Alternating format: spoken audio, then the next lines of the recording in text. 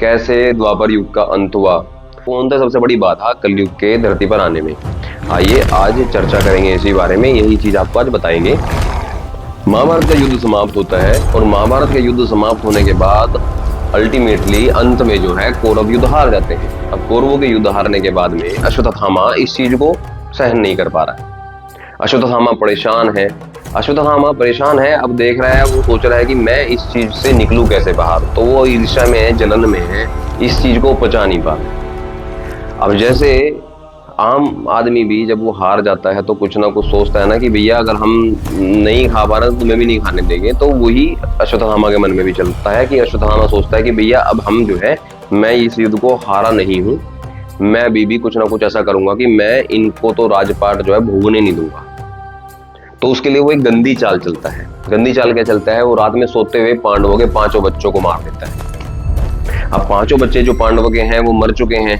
अब इस चीज के बाद भी अश्वत्थामा यहीं पे नहीं रुकता। अश्वत्थामा कहता कि मैं अगर हमें राज नहीं मिला, अगर हम नहीं जीते तो इनके भी आगे कोई नहीं बचेगा आगे राज करने के लिए। तो अश्वत्थामा ब्रह्मास्त्र का प्रयोग करता है और पांडवों के जो उनका वंश का जो आखिरी जो उनकी कड़ी होती है, कौन होता है, अभिमन्यु का जो पुत्र, उसकी पत्नी के गर्भ में पल रहा होता है बच्चा, वो उस पर भी ब्रह्मास्त्र चला देता है। उधर उत्तरा के गर्भ में जब ब्रह्मास्त्र आता है और पल रहे बच्चे को मारने की कोशिश करता है, तो भगवान श्री कृष्ण को स्वयं गर्भ में माया से प्रवेश करके माया के माध्यम से उस बच्चे को बचाना पड़ता है। अपनी माया से भगवान श्री कृष्ण स्वयं बचाते हैं।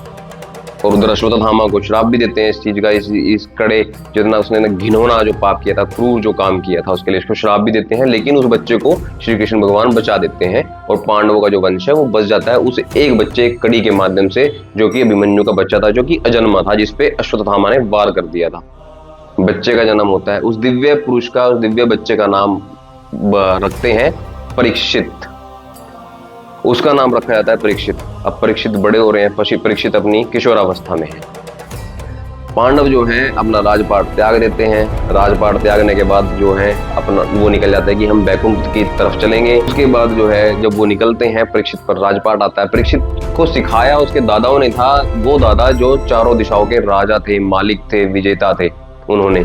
तो राजा परीक्षित भी कोई आम बच्चे नहीं थे, वो एक तेजस्वी बालक थे जिन्होंने सारी विद्याएं जिनके अंदर थी। राजा परीक्षित ने पूरा जग जीता, चारों दिशाएं जीती। चारों दिशाएं जीतने के बाद राजा परीक्षित एक बार अपनी दिग्विजय यात्रा पर होते हैं। दिग्विजय यात्रा मतलब चारों दिशाओं का भ्रमण करते हैं। चारों दिशाएं जीतने के बाद जब दिग्विजय यात्रा पर होते हैं तो रास्ते में एक गरीब का वेश धारण करके कलयुग खड़ा होता है और एक गाय को और एक बैल को पीट रहा होता है। गाय रो रही होती है, बड़ा आंसू रो रही होती है, वो बैल की टांगे तोड़े जा रहा है। इस प्रकरण को वो देखते हैं तो राजा परीक्षित क्रोधित हो जाते हैं। वो झेल ही नहीं सकते इस चीज को कि मेरे राज्य में किसी निर्दोष पे अत्याचार हो। तलवार निकाल दे तुरंत कि तू इन बेजुबान पशुओं पर अत्याचार कर रहा है, तू है कौन। तो तुरंत जो कलयुग है अपना छल दिखाते हैं, पैर पकड़ लेते हैं राजा जी के, राजा जी मुझे क्षमा करें, लेकिन मुझे रहने की कहीं पे जगह दे दें, मैं बड़ा गरीब हूँ। अब राजा परीक्षित कहते हैं कि ये इतना क्रूर आदमी, ये अगर भोले भाले लोगों के बीच में रहेगा तो उनको तो ये परेशान कर देगा। वो कहते हैं ठीक है, शरणागत है तो मार तो सकते नहीं है। उसको 5 जगहें वो रहने के लिए दे देते हैं। 5 जगहें: जुआ, मदिरा, पिराई स्त्री, अधर्म यानी कि हिंसा, और लास्ट में और अंतिम सोना। राजा परीक्षित जो है वो जंगल में है, अब घूम रहे हैं, भ्रमण पर हैं राजा परीक्षित। रास्ते में उनको प्यास लगती है। अब प्यास लगी है तो कुटिया देखते हैं सामने। कुटिया है ऋषि शमीका की। अब ऋषि शमीका की कुटिया में वो जाते हैं और ऋषि शमीका को बोलते हैं कि हमें पानी दो पीने के लिए। लेकिन ऋषि शमीका उस समय मौन व्रत में होते हैं, ध्यान में होते हैं।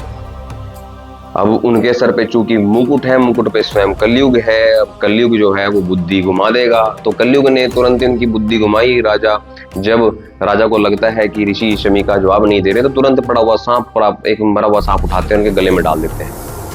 अब मरा हुआ सांप गले में डलने के बाद जो है वहां पर जो उपस्थित उनके बेटे होते हैं ऋषि श्रृंगी, वो आते हैं और वो तुरंत श्राप देते हैं राजा को। राजा को श्राप देने के बाद बोलते हैं कि जाओ, तुम्हारी 7 दिन बाद मृत्यु हो जाएगी नाग तक्षक के काटने के कारण। अब ये जो प्रकरण है या ये जो इंसिडेंट है, इसके होने के बाद में राजा परीक्षित बड़े हाथ होते हैं, बड़े दिक्कत में है, परेशानी में है। अब उनको दुख भी हो रहा है और वो माया जाल में फंसे हुए कि मृत्यु हो जाएगी, नाग तक्षक काट लेगा। अब इस चीज से आहत होकर वो चले जाते हैं गंगा जी के किनारे तट पर बैठते हैं। वहां पर महर्षि वेद व्यास के पुत्र सुखदेव जी आते हैं। सुखदेव जी आकर उनके पास बैठते हैं, उन्हें समझाते हैं कि राजा ऐसा है कि ये मोह तो आपको त्यागना पड़ेगा, और श्रीमद् भागवत गीता जी का श्रीमद् भागवत महापुराण उनको सुनाते हैं, उनको उपदेश सुनाते हैं, समझाते हैं, उनका जो मोह है वो खत्म करते हैं। वहां से उनका जो माया है का जो भ्रम है वो टूटता है, और 7 दिन बाद उनको नाग तक्षक काट लेता है और वो मोक्ष की प्राप्ति करते हैं। और ऐसे जो कलयुग है उसका आरंभ होता है और द्वापर का अंत होता है। ये था वो तथ्य जिससे हमें पता चलता है कि कलयुग आया कैसे द्वापर का अंत हुआ, क्या थी उसके राज्य में, उसके रास्ते में जो सबसे बड़ी बाधा है राजा परीक्षित, कैसे उनका अंत हुआ। अब आगे के ऐसे ही टॉपिक आपके साथ शेयर करेंगे अपने धर्म ग्रंथों से। तब तक के लिए दीजिए इजाजत। मैं हूं अंकित राणा और आप देख रहे हैं वैदिक ब्रह्मास्त्र। कृपया करके सब्सक्राइब कीजिए, लाइक कीजिए, शेयर कीजिए। जय श्री कृष्ण, जय